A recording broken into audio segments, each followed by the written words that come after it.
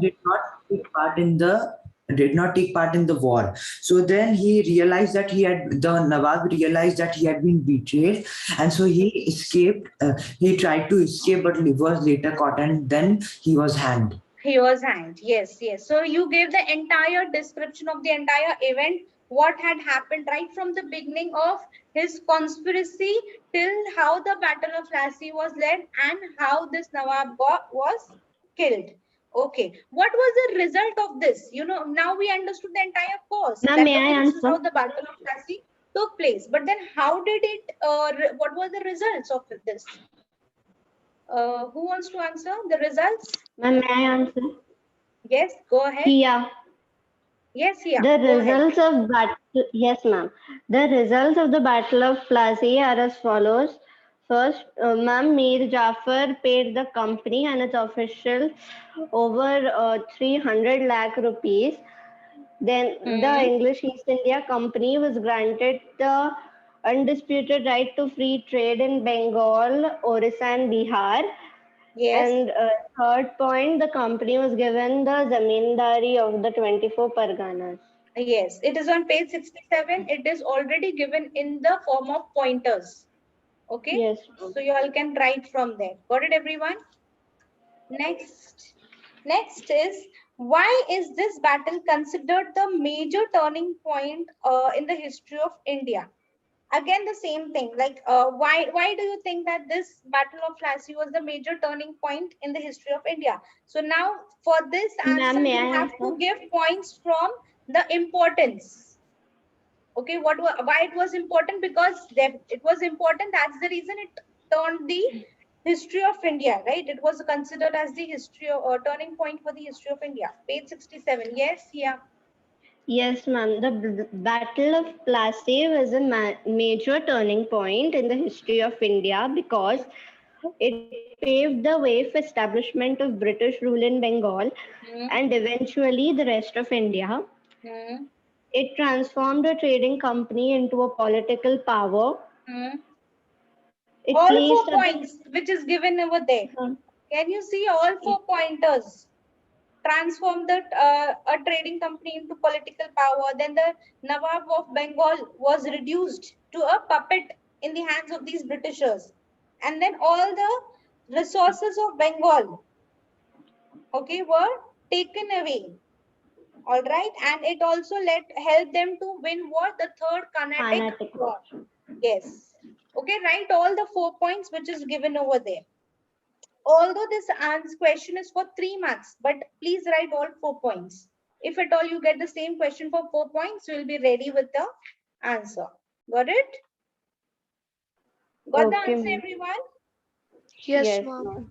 Okay. Next is, Mir Qasim was a competent ruler determined to free himself from foreign control. In this context, answer the following questions. Now, we all know who was the first person whom the Britishers want to replace instead of Siraj-ud-Dawla? Mir Jafar.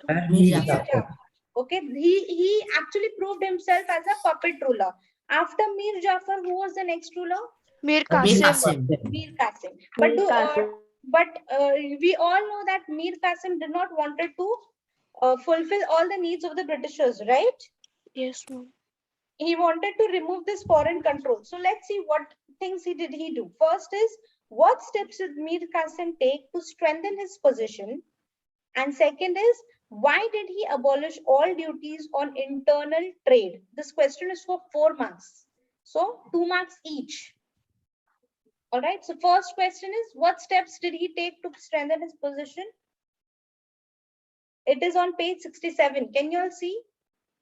To strengthen his position, he improved the financial position of Bengal and raised, can you all see that? The second paragraph? Yes. Yes. You will write the entire second paragraph as your first half of the question. The second half is, why did he abolish all duties on internal trade? Why? What do you think? Why did he abolish the duties of internal trade? 3 students are raising hand. You all can unmute yourself because I can't see your names. Who wants to give answer? You all can unmute yourself. And for internal trade, right? Yes, ma'am. Ma'am, Mir Qasim abolished all the duty trade, means all the duties on internal trade, ma'am, because the employees of the company had misused their trade Trade privilege privileges, by correct. selling them to the other Indian merchants who also used them to carry on the duty-free trade. So this thing deprived the Nawab of many large revenues, and because this was unfair to the local merchants who had to pay all the heavy Heavy taxes. taxes. Very good. So this entire paragraph will be the answer to your second half of the question. Got it? Got this, Yes, ma'am. everyone? Page 60, 67, the same page. Next is trace the events from the outbreak of the war 1763 between Mir Qasim and the British up to the Battle of Buxar in 1764. So that means page 68. From here, you have to write down the entire event till the Battle of Buxar. Can you see the first paragraphs? Yes, First So, four ma'am, paragraphs of page 68. do we have to write Treaty of Allahabad? No, you will not write Treaty of Allahabad. You will only write till the Battle of Buxar, where Treaty of Allahabad is mentioned. Okay. I am just saying the paragraph which is there above the importance. Can you see the important headline, subheading? Yes, Yes. ma'am. Page 68. Above that, can you see Mir Qasim abolished all the duties on internal trade and all, right? Yes, ma'am. Next, from there till the Battle of Buxar, you need to convert it into your own points and then write it down. Write it down in your own words so that it becomes easier for you to remember. Who will give the answer? Trace the events from the outbreak of the war, 1763. Third paragraph, can you see in the year 1763? Can I? Yeah, read. Ma'am, I have to read the Yeah. para. No, you just give them the answer so that they can mark it. Can you see, everyone, page 68, third paragraph in the year 1763? Yes, ma'am. Yes, Yeah, ma'am. read that paragraph, Yes, Ram. ma'am. Yes, ma'am. In 1763, war broke out between Mir Qasim and the British. The Nawab was defeated and Mir Qasim was reinstated on the throne. Not Mir Qasim, it is Mir Jafar. Mir Jafar was reinstated on the throne. After Yes. this, Mir Qasim was determined to recover his throne, and hence he escaped to Awadh, where he formed an alliance with Shuja-ud-Dawla, the Nawab of Awadh, and the Mughal Emperor Shah Alam II. The three combined their forces and clashed with the company at Buxar in 1764, but were decisively defeated by the British. Yes. Got it? So this is the entire picture and events which started from the year 1763 till 1764 till the Battle of Buxar. Next is explain the importance of Battle of Buxar. It is given in points. 4 points are already there in your textbooks. As it is, you have to write all 4 points. Page 68. Got the answer, everyone? Yes, ma'am. Yes, ma'am. Next is with reference to the Treaty of Allahabad and its impact, answer the following question. First thing is mention the terms of agreement between Robert Clive and Sojaud Dola in this treaty. So first, before you give me the answer, just tell me this Treaty of Allahabad was signed between whom? Who are the Ma'am, people involved? Ma'am, it was signed between Robert Clive and the Emperor and Shahjaud-Dawla, which And who was the Nawab of Awadh, and the hmm, Mughal Emperor Shah hmm. Alam II. Shah Alam too. Very good. Okay. So all these three people were involved in this treaty. Now the first question, they are just asking you what was the treaty or what was the deal between the British employee, that is Robert Clive, and Sojaud Dawla. So you just have to mention that. What was the deal? Page 68. Ma'am, may Ma'am, I can I answer? answer? Yes. Yes. Ma'am, can I answer? No, I am giving it's as it is. It's given there in the book. It's Our ready made. It's ready-made. Your answer begins from Awadh was written to Shahjaudallah. Can you see that? Yes, ma'am. From there, the first point, second point, and third point is still the Marathas. Okay, that is page 69, Marathas and the Marathas. Got it? So all these 3 points will be included in what? The treaty between Robert Clive and Shahjaudallah. Shahjaudallah. The next paragraph will be the treaty between Robert Clive and Shah Alam II. Okay? Is it there? Did they ask you that? Yes, it is there. See, explain the treaty between Robert Clive and the Mughal Emperor Shah Alam II. Okay? Got it? So your answer Ma'am, that is the next. Your answer, have you got the answer for A, question A? Yes, ma'am. Yes, ma'am. 3 marks, 3 points you all are writing. Got it? Question A, treaty between Robert Clive and Shahjaudallah. Now again, 3 marks. Can you see the British gave Shah Alam II? From there you will start and you will write till where? Ruler of Bengal, 1765. 3 points, ma'am. No, you will write till where? What is the question asking? You write till the puppet Nawab of Bengal continued to sit on the throne, but they did not have any military power or any administrative powers. Okay, mark till there. Got it? Page 69. Got the answer, everyone? Yes, ma'am. Yes, ma'am. Now, third one, that is C. Question C. Give an account of the events that followed the death of Mir Jafar, leading to the establishment of the company as the real ruler of Bengal. Now, it is clearly giving you what is the question? You have to give all the account of all the events which followed after the death of Mir Jafar. Can you see Mir Jafar's death in the year 1765? Yes, ma'am. Now, from there your answer starts. Okay?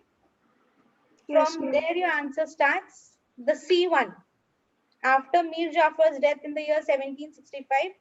And then your answer will end till where? Till the real ruler of Bengal from 1765. Yes.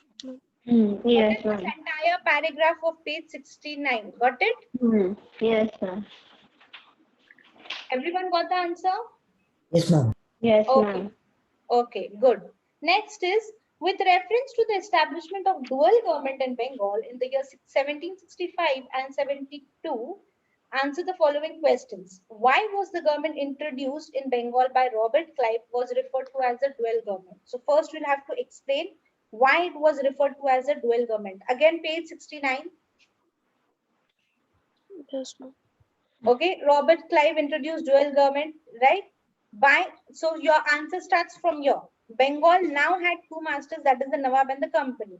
Now, why you are explaining the meaning of dual government?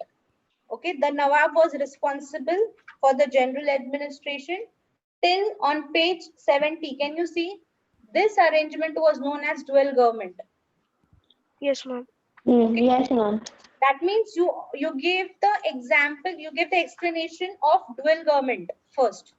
Okay. Yes, ma'am.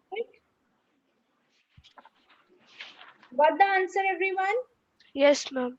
Okay, next is, what were the advantages and disadvantages of this system for the company and the Nawab respectively? So this system of dual government had certain advantage and disadvantage. Okay, so now this answer you will get from page 70. Who will give me the advantage? It is there on page 70. From there, come on, who will give me the answer for this? You'll have to frame the answer in your own words now.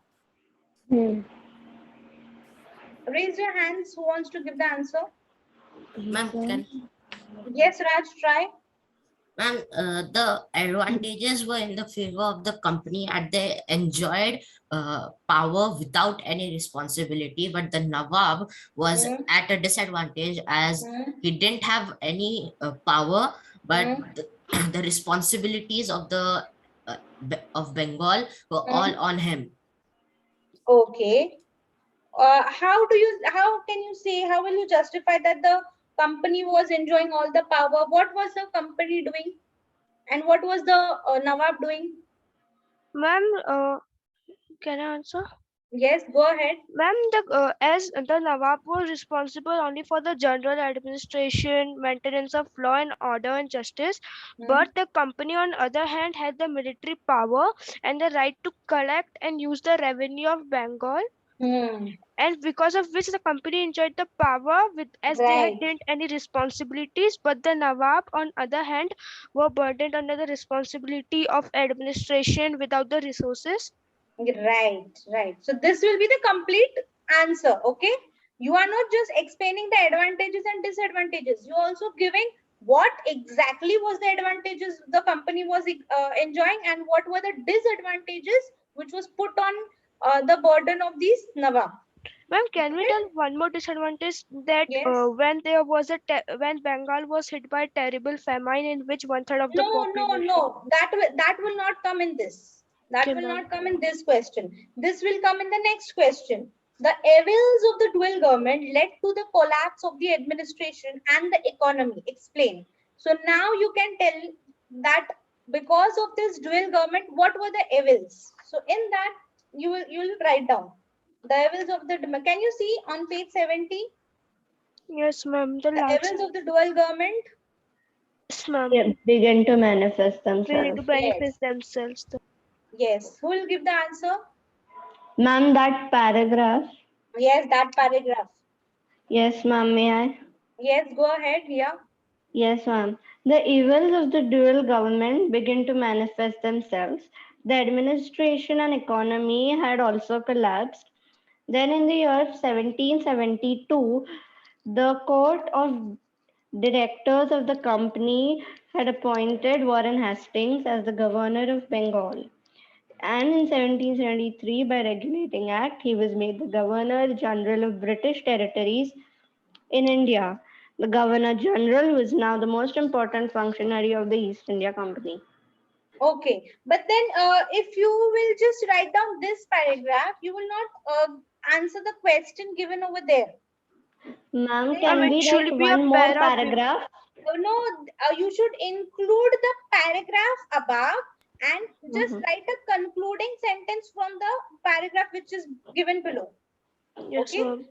That means you will have to include the conditions of the people worsened. Now you have to explain the entire event, right? How it collapsed. Yes, ma'am. Okay. And then in the concluding, you'll have to just, because if you'll see the last paragraph is just having the concluding lines and the events after that. It is not explaining you why it collapsed. Got it here? That's why I asked you to read it. So, ma'am, both the paragraphs, right? No, The you will not condition. write both the paragraphs. That's what I'm trying to tell you. You will write the first paragraph where you will say the conditions of the people were worsened. You will write that entire paragraph. And the last paragraph, if you will see, it is just telling you that this is how the administration had collapsed and the economy collapsed because of the dual government. Okay. Got it? Yes, ma'am. Everybody got that? Ma'am, so should Yes, I tell the ma'am. answer? Yes, yes. No, I just gave the answer. Okay, if you want to read, no problem. Go ahead. Then the evils of dual government led to collapse of administration and economy in the following ways. First, the condition of the people were worsened due to because the Bengal was hit by a terrible famine in which one third of the population perished. Second point, nobody cared, neither the company nor the Nawab, who in any case had neither the authority nor the resources to lessen the miseries of the people. And the third point, the company, through its power to nominate the deputy Nawab, only interfered in the general administration without assuming any responsibilities or seeing. Without assuming any responsibility. Then, in the Looking concluding after line, anyone's welfare. This is how the evils of the dual government begin to manifest themselves, due to which the administration and the economy collapsed. That's it. Got it? Got the answer? Okay. Everyone got the answer? Nobody's replying. Yes, ma'am. Yes, ma'am, Yes, got the ma'am. answer. Okay, Yes, okay. ma'am, got the answer. Okay, okay, beta. Next is the picture-based question. The picture portrays a momentous event in the year 1765 involving the British governor and the Mughal emperor, wherein the Mughal emperor is conveying the grant of Diwani to the governor. Identify the Mughal emperor and the British governor. This is there right in the beginning of the chapter. Let me see who Ma'am, remembers. may I tell? Yes, yes, Vivan. Ma'am, it's Shah Alam II, the Mughal emperor. Shah Alam II. And British governor. Robert Clive. No, it is what it is saying. It is saying that conveying the grant of Diwani to governor. Who gave the Diwani right to the governor? Shah Alam II. No, ma'am, it was Farooq Siyar. Yes. And ma'am, Diwani. Read the question, Vivan. That's why I told you, don't be in a hurry to answer. Give the answer. Who was the Mughal emperor who gave this right to the Britishers? Farooq Siyar. Farooq Siyar. Got it? And which was the British governor to whom he had given? Robert Clive. No. I'm Sir Thomas Roe.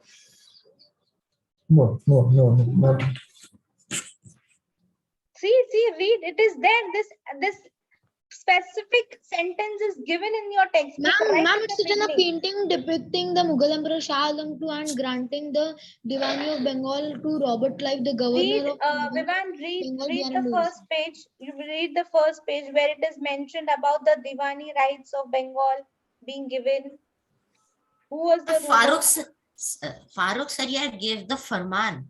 Shah Alam Yes, II gave the Ma'am, he Diwani. gave the farman. He gave And the ma'am, farman, no. this Who is was the British governor? I'm asking. Who was Ma'am, who- Robert Clive. which Ma'am. Ma'am, this picture is on page number 69. Yes, ma'am. Yes, ma'am. ma'am. and ma'am, at that time there Ma'am, was no governor when Farooq Yes, Siyar did ma'am. Okay. gave Farooq it. Sariyar gave it to the English East Yes. India Company. So now, what was the significance? Means importance of this right. That means after getting this right, what power did the British governor got? What was this Diwani right of Bengal? Ma'am, this Ma'am, granted, Huh? ma'am, in this, the British government had the right to collect the revenue from Huh? Bengal, Bihar, and Orissa and judge the civil cases. Very good. Very Because good. due It to is which, there on page 69. yes, ma'am. Can And you ma'am, see Shah Alam 2 just below that? Can you see Diwani is written in bold letter? yes, Just below ma'am. that. That is the right to Yes. collect revenue from these provinces and judge civil cases. So instead of writing these cases, what are you going to write? These provinces, which provinces you are going to write? Bengal, Bihar, Orissa. And Orissa. Bengal, Bihar, and Orissa. Okay, got it? Yes, ma'am. Next is give a brief account of the battle that preceded this event. Ma'am, may I answer? Yes, Vivan. Ma'am, the battle which was preceded on this event was Battle of Buxar, and in which one alliance was formed. Three alliances were formed. The Nawab of Bengal, Shahjaud-Dowla, the Nawab of Awadh, the Nawab of Bengal was Mir Qasim.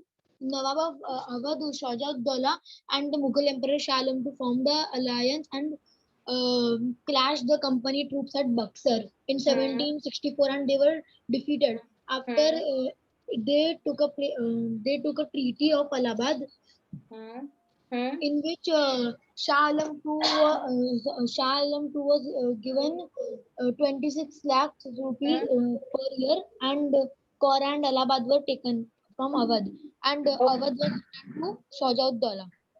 Okay. And ma'am, And both what these about territories. Shahjaud-Dowla? How much money was given to Shahjaud-Dowla?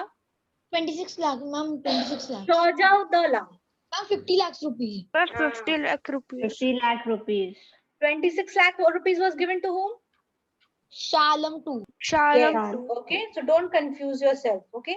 And when did it take place? 1764. Correct. Battle of Buxar, 1764. All right. Next is, what is the importance of Yes, this ma'am. battle? This is there. See, the same question is repeated twice. Ma'am, it laid the Yes, ma'am. foundation.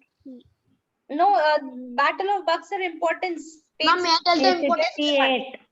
Ma'am, Yes, the victory of British in the Battle of Buxar firmly established them as the masters of Bengal, Bihar, and Orissa. It gave them the political influence and control over Awadh and the Mughal emperor. Ma'am, it also laid the foundation of the British rule in India. Robert Clive returned to India as a governor of Bengal. Okay, Ma'am, good. sorry to disturb, it's 12:44. Yes, I am. It's done. Almost all the questions are done. Yeah. Okay. So, Ma'am, we can go to the map work, no? yeah, we will do the map work. We will do the map work. Okay. Yes.